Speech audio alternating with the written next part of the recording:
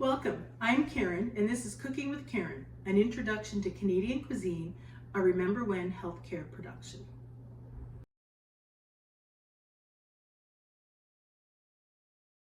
We're going to start this morning with making some coffee. Now there are many different kinds of coffee, as crazy as that may sound. We have the ground coffee, we also have K-cups, which a lot of seniors have, and then most are very common with the instant coffee. So I'm going to go ahead and show you how I measure the coffee. Some households have a coffee scoop. It equates to about a tablespoon of the grind coffee.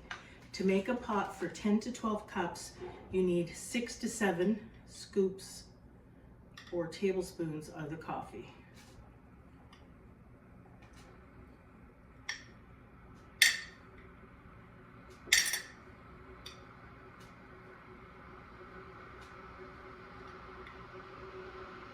Some homes will have dual coffee pots that may have the Keurig machine in it. They may also have a steaming mechanism on the side of it for some. I always recommend to people, if you're starting with a new machine, maybe run a pot of hot water through it until you get used to it so that you don't have coffee grinds and all those things all over. So while that's happening, we're going to show you the measurement for an instant cup. I always ask the senior, because some people say, again, a teaspoon.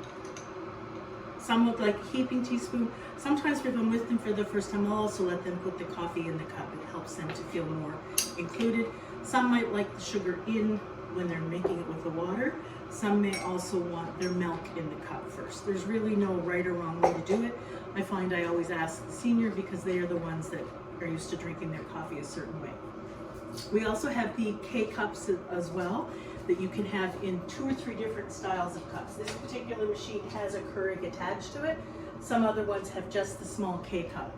Always just make sure that there's water and then your K-cup. The trick with these machines that I've made the mistake of, make sure you have the right button on if it's a dual machine, because it's not uncommon when you're making a pot of coffee to actually be making a K-cup with no cup there. While this is getting together, we're going to make tea as well. Now, tea can be a bit trickier. There are different types of tea bags, of course.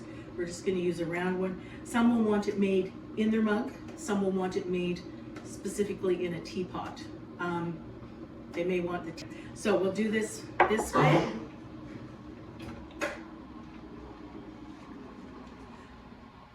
Some clients may ask you to put boiling water in their cup first, just to kind of heat them up.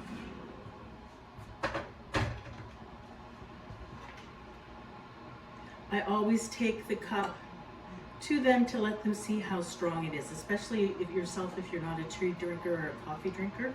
A little trickier with tea as well, to see if it's strong enough. Some people may want the tea bag left in the mug as well.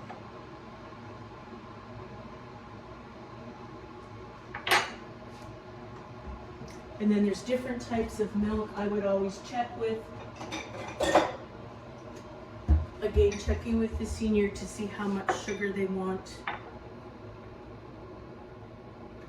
And usually a good match is about a half a teaspoon. Sometimes I've had clients that have up to 3 teaspoons. You give them the amount of sugar they want. The only time you wouldn't is if there was diabetic and there was things in their notes. Anyway, and then we'll just wait. Here, now that our coffee is made in the coffee pot, we'll put it. So remembering before, now some seniors will drink their coffee black. Some will like the cup half full. Some might like it completely full. Remember that if you are putting cream, milk, or any of those types of products in it, that you leave a bit of room at the top, especially for that. Then for sugar, we'll put in a teaspoon and milk. And again, I always, as I said before, I let the client choose how much they want by just taking it in to show them. It helps them to feel like they're involved as well. Make sure that you always stir it, especially if there's sugar granules. Some seniors will also use a sugar cube. That takes a little longer for it to dissolve. So we're going to move on now to making a K-cup. So this is where we would need to switch the machine.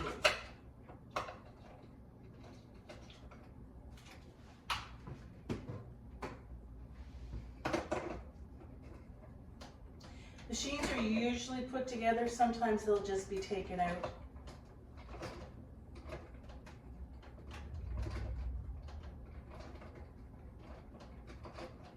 There. And you may have to for the filter around a bit to get it to go in.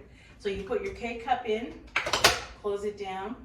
In this case, we're going to select the Keurig 12 cup. And there we go. Most cups in the average senior's home are about 8 to 12 ounces, so it usually will hold a full amount, unless they're using the type of the traditional teacup, which normally you'd only put tea in, not a coffee mixture.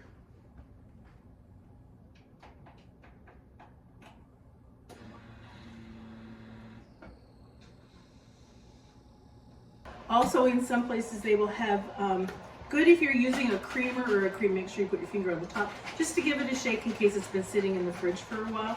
It's nice with the creamers as well. They tend to be a little thicker, or the, it's the English side, sorry, is the creamer. So the same thing, you would put that in and give it a stir, and then of course check with your client as well to see if it's okay.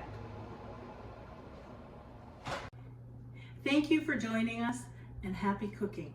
I'm Karen, and this is a Remember When Healthcare production.